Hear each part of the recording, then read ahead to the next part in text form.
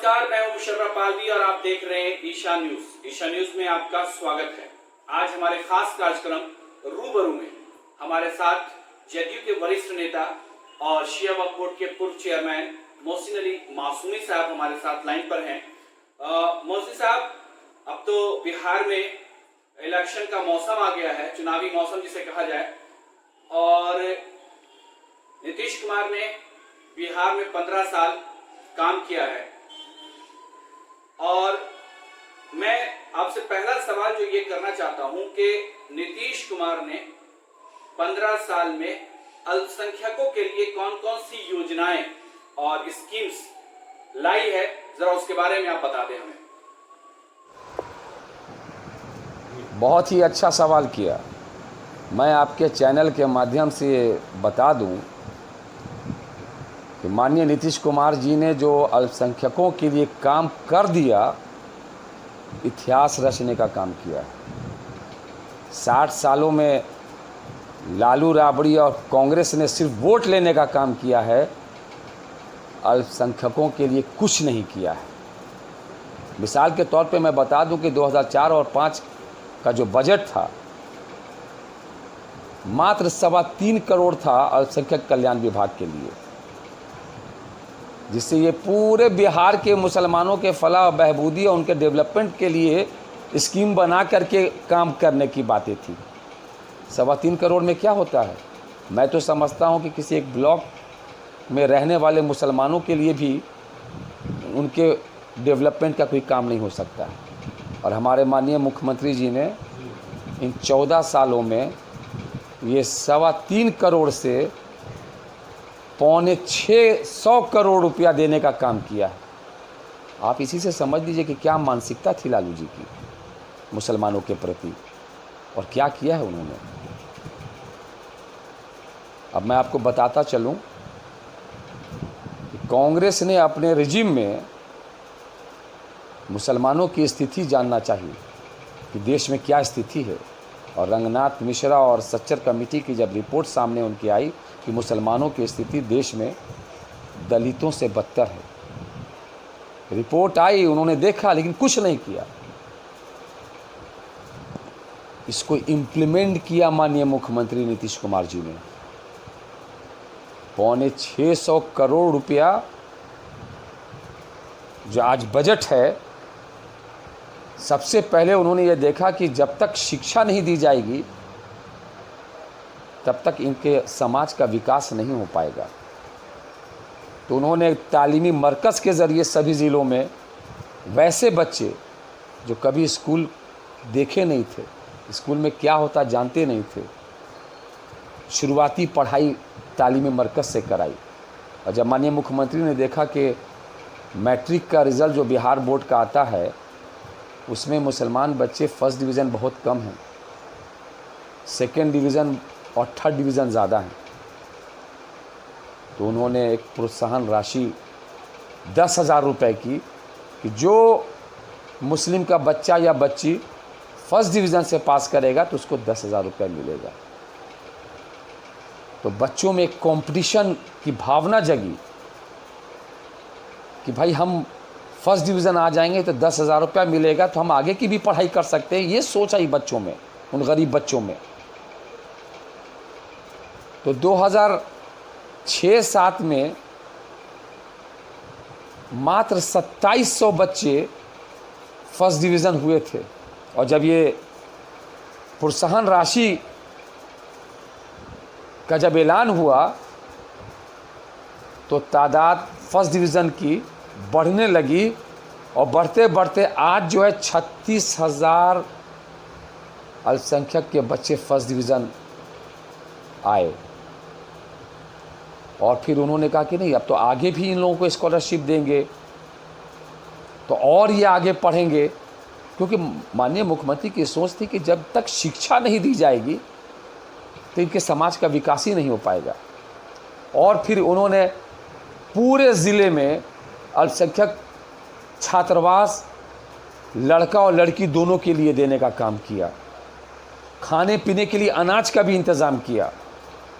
आपको मैं क्या क्या गिनवाऊँ, pre matric scholarship, post matric scholarship, merit cum means, इसके माध्यम से भी जो बच्चा जो है क्लास 1 से 6 तक जो बच्चा माइनॉरिटी का पढ़ रहा है सरकारी स्कूलों में, मदरसों में, उन सब बच्चों को 1000 रुपया देने का काम किया।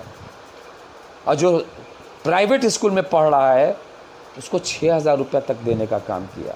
और मैट्रिक के बाद, मैट्रिक से लेकर के PhD तक करने के लिए पोस्ट मैट्रिक स्कॉलरशिप के माध्यम से कॉलेज की जो फीस होती है वो सब देने का काम किया माननीय मुख्यमंत्री ने। और जो बच्चे मेडिकल इंजीनियरिंग कर रहे हैं तो मेरिट कम मीन्स के माध्यम से उनको 25 से 30 हज़ार रुपया स्कॉलरशिप मिल रहा है।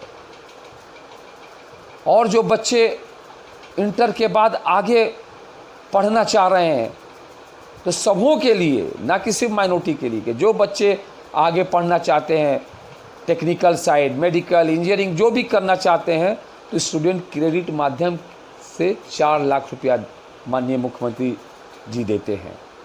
अब आप आ जाइए, मदरसा बोर्ड का क्या हाल था पिछली सरकार में, 2500-3000 रुपया सैलरी मिला करती थी। आज जो हाई स्कूल में सरकारी टीचर को जो सैलरी मिलती है, आज मदरसा के टीचर को 50,000-55,000 रुपया मिल रहा है। पिछली सरकार में मात्र 1100 मदरसा जो है सरकारी मदरसा था, आज 2459 मदरसा जो है सरकारी मदरसा के फहरिस्त में आ गया है, जिसमें अधिकतम मदरसा जो है सरकारी हो चुका है और जो बचा है वो भी हो जाएगा। तो मात्र इन 14 सालों में माननीय मुख्यमंत्री ने क्या करके नहीं दिया। अब ज़रा आप सोचिए, जितना भी मदरसा है सबको उन्होंने डेवलप किया, डेवलपमेंट फंड अलग से दिया, टीचर्स की बहाली है हुई, सबका DA ट्रिपल कर दिया।